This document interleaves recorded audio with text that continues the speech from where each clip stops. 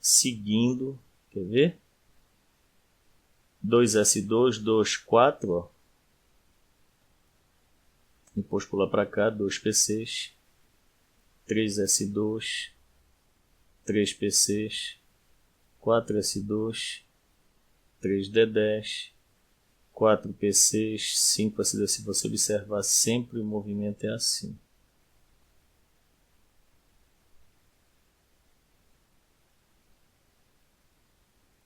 Quatro D10, 5 PCs, 6 S2, e o movimento vai vir para cá de novo, olha só. 4 F14, 5 D10, 6 PCs, 7 S2,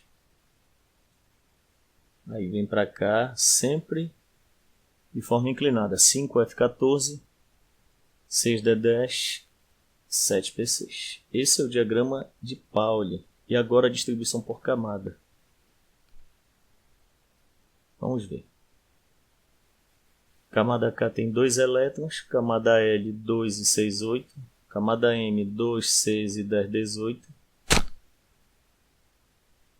camada N 2, 6, 10 e 14, 32, camada O 2, 6, 10, 14, 32, camada P 2, 6 e 10, 18 e aqui 8. Esse é o diagrama de Pauli. Muito bem, tem que ser memorizado. Vamos ver aqui alguns exercícios resolvidos aplicando o diagrama de Pauli. Para o átomo de sódio, que tem número atômico 11, ou seja, 11 prótons, portanto 11 elétrons, 11 cargas positivas, 11 cargas negativas, nós vamos ter a seguinte distribuição: 2, 4, 10 e, para completar 11, 1 por camada. 2, 2 e 6, 8 e aqui 1. Olha só como ficaria no modelo de Rutherford-Bohr. O núcleo positivo, primeira camada, segunda camada, terceira camada. Núcleo, 2 elétrons na primeira camada, 8 na segunda e 1 na terceira. Uma outra coisa importante é que esse último subnível aqui não é o último porque está embaixo, mas é onde parou a seta, onde para a seta é chamado de último. Ele é o subnível mais energético e essa camada é a camada de valência. Valência quer dizer local onde ocorrem as ligações químicas. Passando agora para o exemplo número 2, onde nós temos de cara a distribuição eletrônica dos subníveis para os elétrons do arsênio, número atômico Z igual a 33, nós temos o seguinte, inerente à resolução. Como ele tem número atômico 33, basta fazermos a distribuição.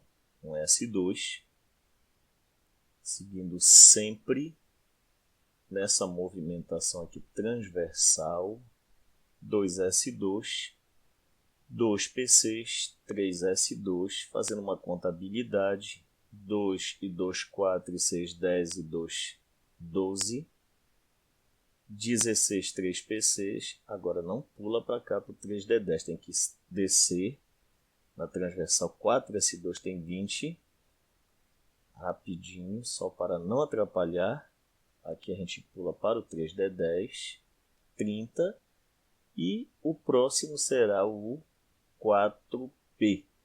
Só que como o P pode comportar de 6, 5, 4, 3, 2, 1 e a disponibilidade ainda é de 30 para 33, 3, vamos colocar aqui 4P3. A moral da história é que nós vamos ter 2 na camada K, 8 na camada L, 18 na camada M e 5 na camada N. Este é um átomo do quarto período, terminou em 4. Uma coisa interessante, se nós somarmos 2 e 3, nós vamos ter 5 elétrons na última camada, camada de valência. Esse aqui é o subnível mais energético, tá? E também vale constatar o seguinte, como ele terminou em P, vale uma regra que diz o seguinte, como ele terminou em P, se nós formos olhar este elemento, ele pertence à família 15. 15 menos 10 dá 5.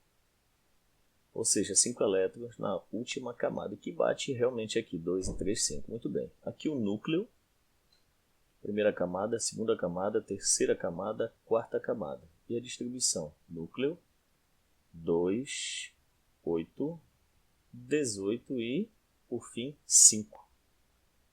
A última camada eletrônica, que é esta que deu 5 elétrons, corresponde à camada N e é denominada camada de valência, onde ocorrem as ligações químicas. E o subnível 4P3 é denominado subnível mais energético.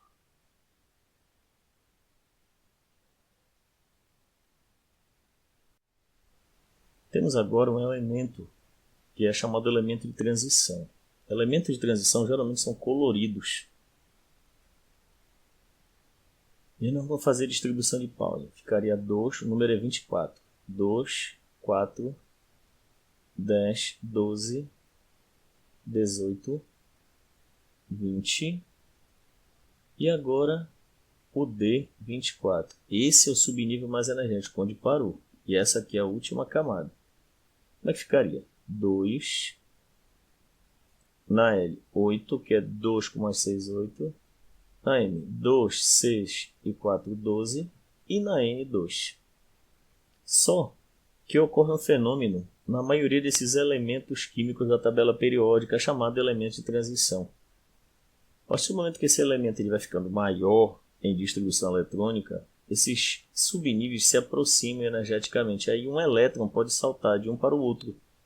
E aqui nós temos 2 e aqui 4. Pode sair um daqui e vir para cá, ficando 5. Explicação.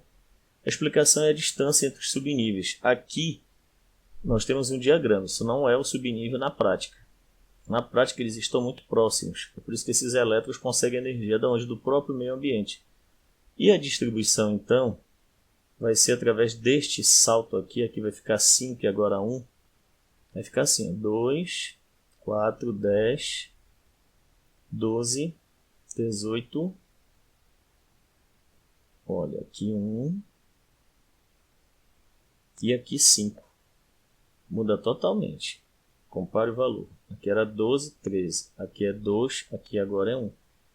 E essa mudança, esse salto, o elétron que sai de um subnível mais externo para um mais interno, libera energia. E é por isso que elementos de transição são coloridos. E aí nós temos tintas e vários tipos de pigmentos que fazem parte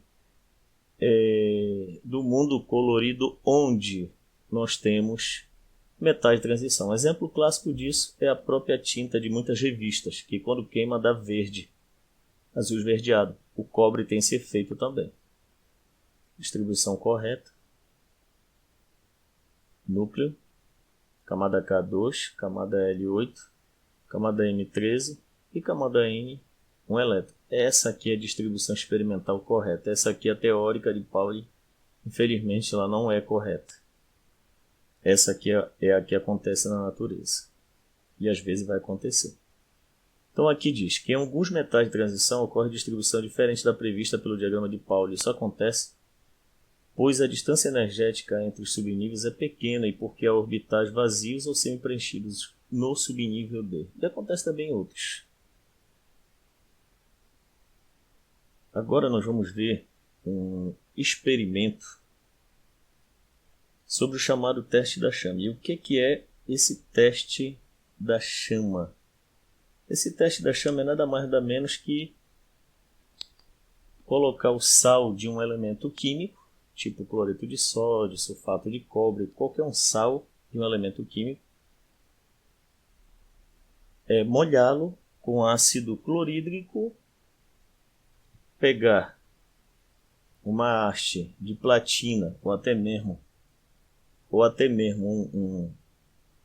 uma haste de madeira, molhar com este sal e ácido e colocar numa chama. E ele vai dar cor diferentes cores, que no caso caracteriza esse elemento. O exemplo clássico disso são os fogos de artifício. Quando explode o fogo de artifício, você vê cores diferentes. O teste da chama foi criado por Wilhelm Bunsen. Tá? Tem até um aparelhinho nos laboratórios chamado bico de Bunsen. Para quem não sabe, é uma espécie de um bico de gás, uma chama. Está aqui o Bunsen. Está aqui o experimento que ele fez. Ele queimava, está aqui a haste de platina, embebida com o sal e o ácido, e o bico aqui queimando. Hoje esse bico de Bunsen não tem esse formato, tem outros formatos. Tá? E nós vamos ver um vídeo. Aqui as fontes disponíveis das figuras, etc. E nós vamos ver um vídeo com 85 segundos. Vídeo sobre o teste da chama. Ok? Vamos lá. Neste experimento, nós iremos trabalhar com o teste da chama. O primeiro sal a ser analisado é o cloreto de potássio, que apresenta uma coloração